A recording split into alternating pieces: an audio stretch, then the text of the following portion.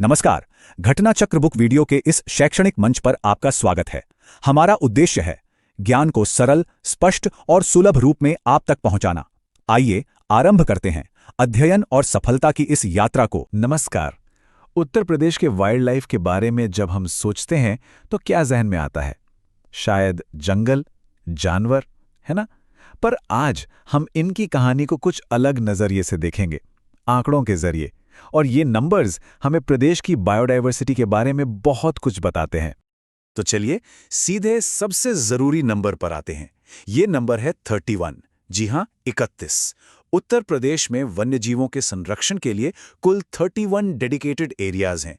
ये नंबर अपने आप में ही दिखाता है कि स्टेट का कमिटमेंट कितना बड़ा है। लेकिन एक मिनट, ये जो 31 एरियाज हैं, ये सब एक जैसे नहीं हैं। इनमें बहुत वैरायटी है। कुछ पक्षियों के लिए हैं तो कुछ बाघों के लिए, कुछ नेशनल पार्क हैं तो कुछ एलिफेंट रिजर्व्स। तो चलिए देखते हैं कि ये अलग अलग तरह के क्षेत्र मिलकर कैसे एक बड़ा मिशन पूरा करते हैं। इस चार्ट को देखिए, तस्वीर काफी साफ हो जाती है। सबसे बड़ा हिस्सा, मतलब लगभग आधा, पक्षी विहारों का है। इससे पता चलता है कि यहाँ प्रवासी और स्थानीय पक्षियों को बचाने पर कितना जोर दिया जाता है। इसके बाद नंबर आता है वाइल्ड लाइफ सैंक्चुरीज का, और फिर कुछ स्पेशल प्रोटेक्टेड एरियाज का। तो चलिए इन नंबर्स को और करीब से देखते हैं। हमारे पास हैं 15 पक्षी विहार, 11 वन्यजीव विहार, 4 टाइगर रिजर्व, 2 एलिफेंट रिजर्व और सिर्फ एक नेशनल पार्क। हर कैटेगरी का अपना एक खास मकसद है। कोई पक्षियों के नेस्टिंग ग्राउंड्स को बचाता है तो कोई बाघ जैसे जानवरों की आबादी बढ़ाने पर काम करता है। अच्छा, अब कुछ मजेदार रिकॉर्ड्स की बात करते हैं, है ना? कौन सा विहार सबसे पुराना है, कौन सा सबसे बड़ा है और कौन सा सबसे छोटा? ये फैक्ट्स इन जगहों की कहानी को और भी दिलचस्प बना देते हैं। तो पहला सवाल, क्या लगता है उत्तर प्रदेश का सबसे पुराना वाइल्ड लाइफ सैंक्चुरी कौन सा होगा? इसका जवाब हमें सीधा आजादी के ठीक बाद के दौर में ले जाता है, जब संरक्षण की नींव रखी जा रही थी। और इसका जवाब है चंद्रप्रभा वन्यजीव विहार। सोचिए, 1957 में चंदौली में इसकी स्थापना हुई थी। ये दिखाता है कि उत्तर प्रदेश में वाइल्ड लाइफ कंजर्वेशन का इतिहास कितना लंबा और गहरा रहा है। अब जरा साइज की बात करें तो जमीन आसमान का फर्क है।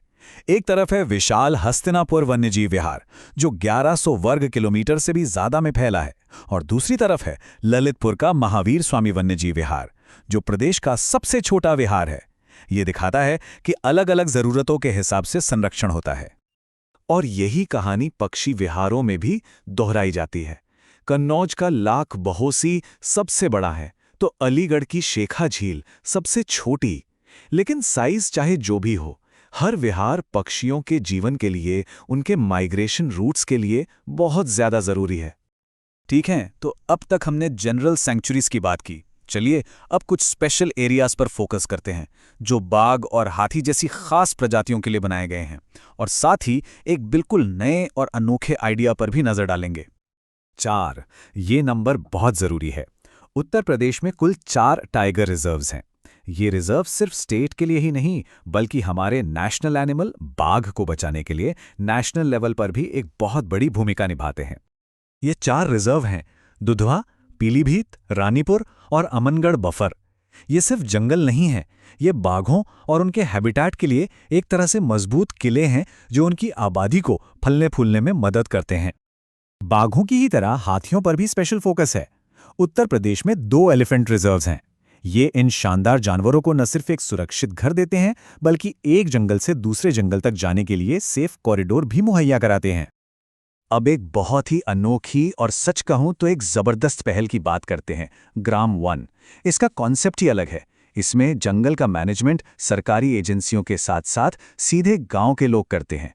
ये कंजर्वेशन का एक जमीनी और कम्युनिटी ड्रिवन मॉडल है।